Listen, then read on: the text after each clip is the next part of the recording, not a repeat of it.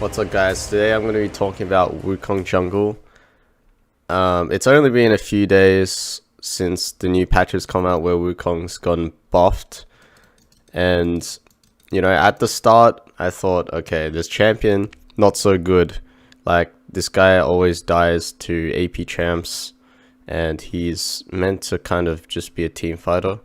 But as I started playing him more, I realized this champion is broken, and I definitely have not mastered this champion yet, but I'm here to make a short guide so that you can also use this champion while people are sleeping on it.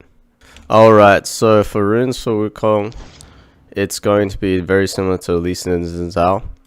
Conqueror, Triumph, Legend Tenacity if they have literally no CC, Alacrity of course. But if they have CC, then go Tenacity.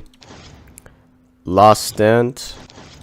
I like Last Stand a lot because honestly, as Wukong, when you go in, everyone's trying to hit you, right? So Last Stand is much more effective in terms of stats that they give you, as long as you're lower, get lower a lot compared to coup de grace. And nothing changed really. Magical footwear and cosmic insight. Here's where it might differ a little bit. So attack speed, adaptive, health per level instead of armor. Because you get so much armor, the stat becomes really ineffective if you just have more armor. So you either go health per level or magic resist if you're versing double AP, triple AP. But health per level if you're just versing a normal jungler. Alright, for items, red smite always refillable, and after the first base we're going to always try to get Sheen and Longsword. So almost 1100 gold, or a bit less, 1050 for Sheen and Longsword. I always prefer, as I've said in my previous Sondra guides, like the Wallpaper guide, I always prefer going Longsword Sheen over Cauliflower Warhammer. So that's my preference. A lot of people go Warhammer if they have 1100, but Sheen Longsword for me feels a lot better. Divine Thunderer, so it's only been a few days, but I've experimented with Gore Drinker, and I think Thunder is just better. It utilizes Wukong's Q a lot more. You're in and out fighting.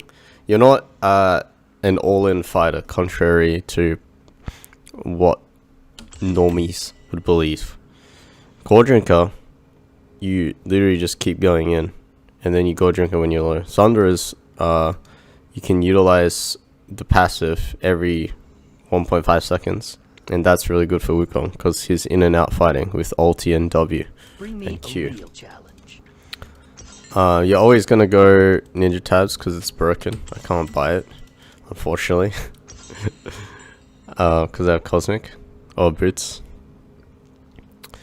You will go Merc Treads if, again, you're versing quad AP, but it's just the choice between these two boots. And after that, you are going to go Dev Stance.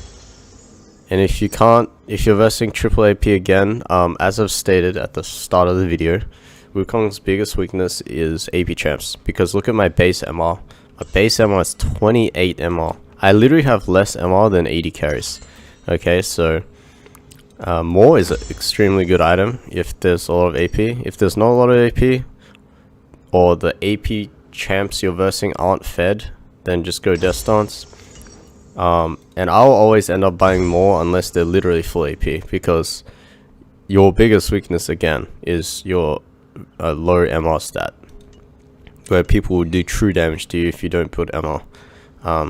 Even if it's like 1 AP, unfortunately, because that's just, I don't know, that's the way they design Wukong. So we would buy that.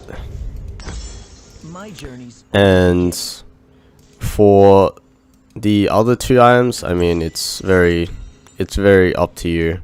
You can buy Black Cleaver, that really that's really good with the passive. And for the final item, if someone hasn't bought reduced healing, please buy reduced healing, because late game pretty much reduced healing is really broken. If not, then you can also go GA. But that will kind of look like your full build, like what you would think of a full bruiser build. Very similar to what Lee Sin would build besides Thunderer. Now let's talk about abilities.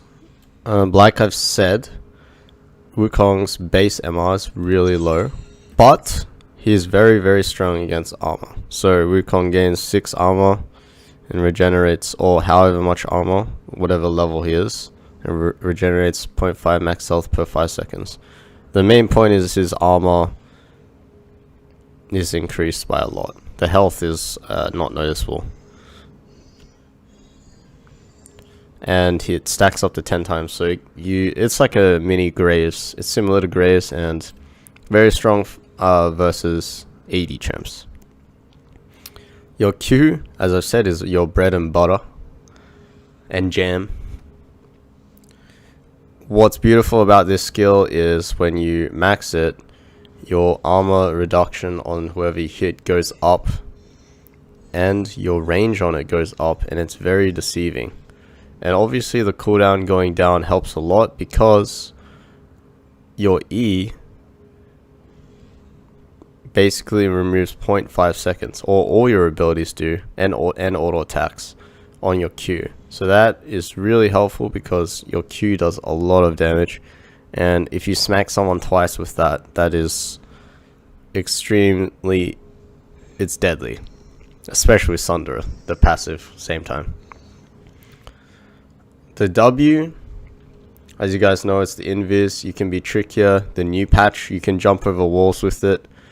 It's very risky to use this spell aggressively, because you're all-inning with it, so have to be careful how you use this ability. But makes you invisible, and it leaves a clone that does a lot of damage if people just stand still. Who questions my ability? Your E is going to be a dash that hits other targets as well, 2 other targets.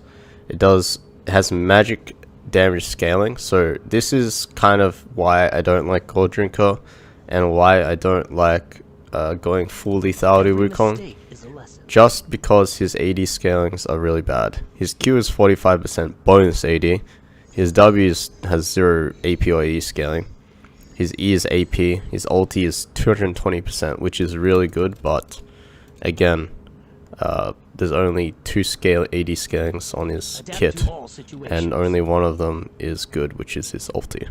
But again, your Q is your main ability. You use your ult just to Q. The reason why, again, Wukong is good right now in the jungle is because they made his clear speed much better. So with E, I think you can full clear around 330, basically similar to Lee Sin, but the E being buffed was very useful while clearing. And now your ulti, you get to spin your stuff and you knock people up for 0.6 seconds. You do % max health physical damage, which is actually very nice. But again, this main ability is going to be used for making time for your Q cooldown when your Q is down. So you're going to ulti and use your W and ulti again just only when your Q is down. Okay, so now let's talk about skill order. So whenever I play a new champion, I'm not like, I drop my ego. There's people out there that know more than me about how to play a certain champion. A one trick in gold will probably know something that I don't know, if they've really mastered that champion, right? So for me, I always do my research instead of trying to waste time figuring it out. Obviously sometimes it's enjoyable to figure it out, but a lot of people have this idea that you go 3 points E into Q, but after a lot of experimentation. Just like with Wallpaper, actually, going Q max is just better than going 3 points E or 3 points in whatever other spell. Like, I think it's very nerdy, and it actually doesn't benefit you at all, because your Q is going to be your main ability. Your passive is meant to keep you in, but your Q is your main ability, and everything else around that is background. Everything else is used to use your Q more and deal more damage with your Q. So get that right. Your Q is your everything, and when you realize that, well, when I realized that, this champion went from, oh, I don't know if he's going to be viable in competitive play, to, okay, this champion is probably better than Lee Sin, which kind of basically means he's probably the best champion in competitive right now. People just haven't realized it yet. So you're gonna max Q. So you'll start E first, then Q, then W. There could be an argument. As I said, this has only been a couple days. There could be an argument where you go EW if you're doing red golems for the health, and the clone tanks a lot, so that's very nice. But for now, I'll just say EQ because it's very simple, and you might lose more health, but you'll probably clear evenly or just as fast. So you'll go EQW, no 2 points Q this game because your W is extremely effective. Like, a lot of champions, I go 2 points in their main ability, but in this scenario, it's EQW. After EQW, you're just gonna max Q and then max E second. So now let's talk about first clear. So I see Wukong similar to Xin Zhao. Yes, you can do red golems raptors, but if there's a chance to cut the enemy jungler off, as I like to say, when I'm versing someone who's full clearing, for example this game Hecarim, he's either full clearing or he's doing 4 camps minimum. He just started blue, so in this scenario I really like to do red wolves Gromp. I actually credit to an Urs Kindred one trick who did this, and it made me realize this clear is actually faster than red blue Gromp, which traditionally a lot of people do when they want to get out on the map fast. So this is going to be one of your clears that I recommend if you're looking to level 3 gank or just get out on the map as fast as possible. Here, pause. I was thinking of cloning over the wall, but your clone is extremely strong in a fight, as you'll see soon. So this is going to be one of your first clears, if you can play aggressive like I am right now. Just the clone, if I didn't have clone there, I don't think I would have killed this guy. So making sure that if you use your clone, you know you have no escape 1 and your damage is going to be quite less is very important, because your clone also helps you get your Q cooldown down. As you can see, I used Q like twice there. So this is going to be option number 2 for when you want to start red. It's going to be red EW. I was just experimenting with this, but I don't think it hurts too much whether you go EW or EQ. As you can see, actually the clear is very nice, so maybe EW is better, but someone will eventually realize what is the best. But from the looks of it, if you're doing red golems raptors, EW seems very effective, and obviously I've not potted and I'm full HP.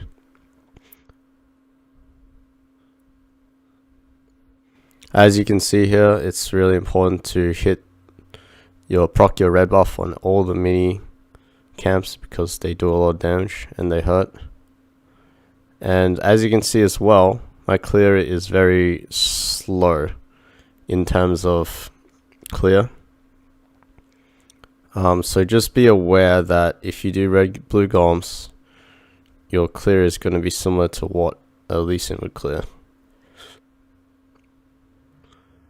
So let's see how long it takes for me to full clear. I know this is probably not the most optimal, but this is a rough estimate of how long it takes to full clear. So it took me 340. Essentially 340. Okay, option number 3. When you are starting blue buff, I really like, well, for sure you have to start Q here as well, or start E then level Q instead of W. That's for sure, because there's no AoE camps. So you're going to do 3 camps, and one thing is, make sure you can see all the wolves. This is something that I've learnt recently, because see how I didn't do damage to that wolf because I couldn't see it. I guess that's just how your E works, is you need to see the target for it to do damage to it. So I wasted a bit of time there. Notice how I try to keep my passive as well, guys. This is really important for concept for all the champions that keep your passive, like Hecarim, Volibear.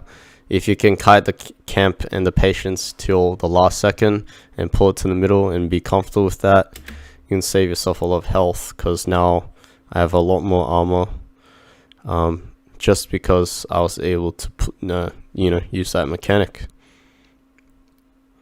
Probably have to use one less pot now. So with this clear, obviously I got a leash, but it would still be somewhat similar. I could come out in river at 3:15 for the scuttle spawn, which is not important, but it's a nice option to have. So this would be pretty much my first clear on blue side. Okay, so here's a scenario where I'm lane ganking, or I know a fight's going to go down.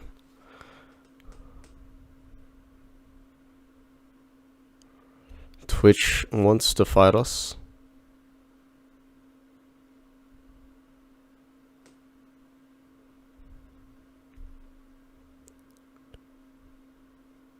I know Ari has no ult right now, so just slow chasing.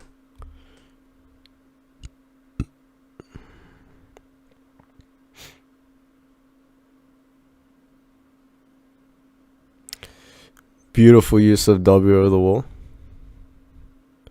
Then that's one scenario where you have numbers advantage, so you can utilize the wall jump, and I knew that if I committed that my team would be able to follow up. And that's when sometimes you can use your W to gap close, but again, just be cautious, guys, of when you want to W in and fully commit, and when you need to play slower. Okay, so I'm going to cover skirmishing.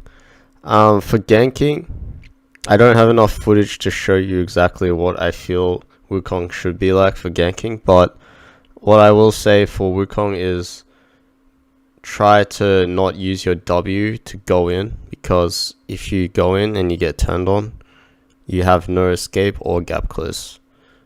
Think of Lee Sin using his W first and full committing. You're basically saying you're full committing. So I would say for Wukong though, lane ganks are probably the best counter ganking, but skirmishing is his main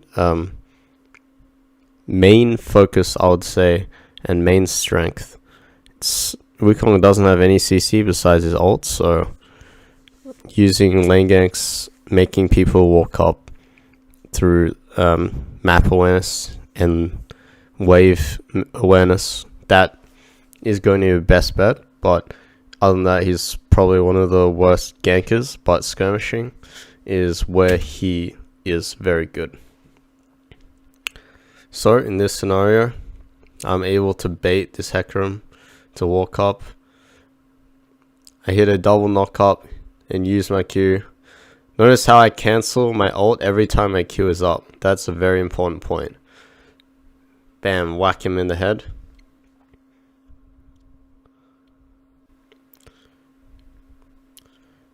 All I care about is using my Q. So I whack Hecarim. He has reduced armor, so I keep hitting him instead of Brand. I even use my Q before my E. Then I have it up again, and another beautiful Q. So this is a scenario where I used my W aggressively, but I knew I had the all-in damage and I knew I had the backup before the enemy team did. And I'm able to get on the Soraka and absolutely annihilate her, and then absolutely annihilate this Twitch as well. They were both fed. Well, Twitch has low doms, but I have 130 armor. My passive Ninja Tabs is also already a broken item, and I have more for Soraka. Because if I actually didn't have MR, like, Soraka would probably do a lot of damage. And that will be it for this guide on Wukong. Obviously, it's too far into the patch, or sorry, too close to release to really know how broken this champion is, but I played it long enough to know that if I have 100% win rate on this champion, and I didn't even play the champion properly, and I still haven't mastered it, then it's definitely a strong champion. So, with that being said, guys, make sure to subscribe, like. I need to start saying this more, and of course, if you want coaching, check out my Patreon. I'll be playing this champ a lot on stream, so make sure to check out my stream too.